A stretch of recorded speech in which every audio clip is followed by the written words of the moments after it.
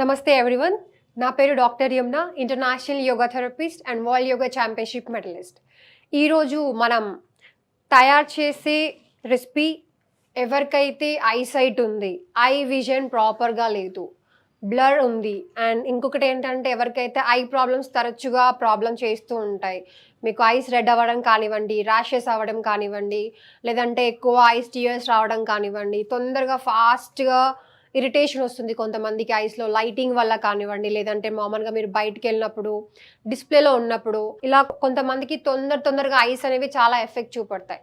ఇది దేనివల్ల ఏంటంటే వాళ్ళ కంటి నరాలు అనేవి చాలా సెన్సిటివ్గా ఉంటాయి. దీనివల్ల ఏమవుతుందంటే ఫాస్ట్గా వాళ్ళ ఐస్ అనేవి ఎలర్జీకి గురి అవుతూ ఉంటాయి. సో అలాంటి వాళ్ళు ఏం చేయాలంటే ఈరోజు మనం చెప్పుకునే రెసిపీకి కావాల్సింది మీరు ఒక 14 to 15 బాదామ్స్. దీనికి కావాల్సినవి ఏంటంటే 14 నుంచి 15 బాదాంలని మనం పొడి చేసుకొని పెట్టుకోవాలి. 3 టేబుల్ స్పూన్ సోంఫ్ని మనం గ్రైండ్ చేసి పెట్టుకోవాలి. అలాగే క్రిస్టల్ షుగర్ని 2 టీ స్పూన్ల క్రిస్టల్ షుగర్ని మనం ఇక్కడ పెట్టుకున్నాము గ్రైండ్ చేసేసి. ఈ మూడింటి మిశ్రమాన్ని మనం ఒక బౌల్లో తీసుకొని కలుపుకోండి. ఇక్కడ నేను కొంచెమే కలుపుతాను, ఒక కప్పుకి సరిపడా. సో మీరు రెగ్యులర్గా వాడాలి కాబట్టి అందరూ ఈ కంప్లీట్ మిశ్రమాన్ని ఒక జార్లో మొత్తం మిక్స్ చేసి పెట్టుకోండి. బాదాంని తీసుకుందాము. 1 స్పూన్ కనుక తీసుకున్నట్లయితే దానికి 1/2 స్పూన్లో సోంఫ్ పౌడర్, దానికి 1/2 స్పూన్లో క్రిస్టల్ షుగర్ పౌడర్. ఈ మూడింటిని ప్రాపర్గా మిక్స్ చేయండి.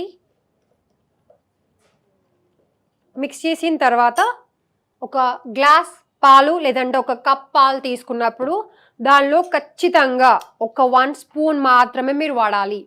1 స్పూన్ కంటే ఎక్కువగా వాడద్దు. మామూలుగా మీరు పిల్లలకి కనుక ఇచ్చినట్లయితే 1/2 స్పూన్ మాత్రమే తీసుకొని పాలల్లో కలిపి వాడండి. మీరు ఇది వాడుతున్నప్పుడు ఒక 2 గంటల ముందు ఖచ్చితంగా ఏమీ తినొద్దు. మీరు డిన్నర్ కనుక చేసినట్లయినా, మార్నింగ్ మీరు బ్రేక్ఫాస్ట్ చేయాలనుకున్నా ఒక 2 గంటల ముందు ఏవి తినకుండా ఉన్న తర్వాత, లేదంటే మీరు బ్రేక్ఫాస్ట్ చేసిన తర్వాత 2 గంటల తర్వాత 2 గంటలు కంప్లీట్గా రిలాక్స్ ఇచ్చేయండి పొట్టకి. అప్పుడు మీరు ఈ మిశ్రమాన్ని దీంట్లో పాలలో మిక్స్ చేసుకొని తాగాలి. పడుకునే ముందు ఒక 1/2 అవర్ ముందు దీన్ని మిక్స్ చేసుకొని తాగండి.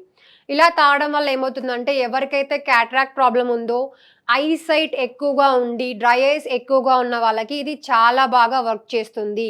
ఎందుకు చెప్తున్నానంటే మీరు బాదంలో కనుక చూసినట్లయితే దీంట్లో వైటమిన్ ఈ పోషకాల విలువలు అనేది చాలా ఎక్కువగా ఉంటాయి. మెగ్నీషియం కానివ్వండి, పొటాషియం కానివ్వండి, అండ్ మన ఐస్కి సంబంధించిన కండరాలకి సంబంధించిన పోషక విలువలు మీకు బాదాంలో ఎక్కువగా లభిస్తాయి.